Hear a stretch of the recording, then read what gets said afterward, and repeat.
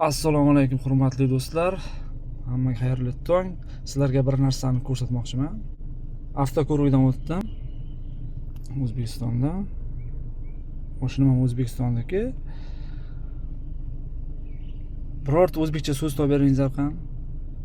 Muxurdagi avtoko'rikdan boshqa birorta o'zbekcha so'z yo'q.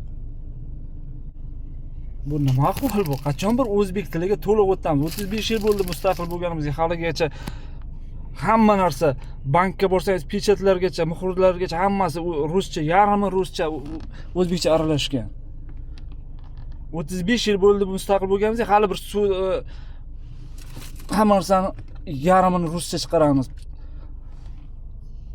O'taylik, bu o'zbek tiliga o'taylik. Bo'ldi endi, qachon bir kurdlaringiz Rossiyaga borib o'zbekcha birorta dokumentingizni o'zbekcha yozgan. Hech qayerda yozmaydi. Urushga taklif qilib yozgan faqat.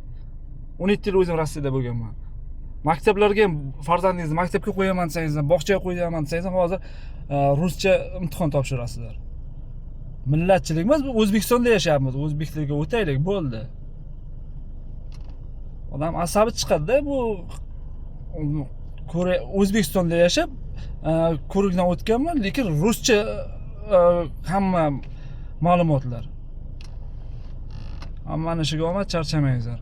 O'z fikrlaringizni qoldiringizlar. Kim qanaqa fikrda?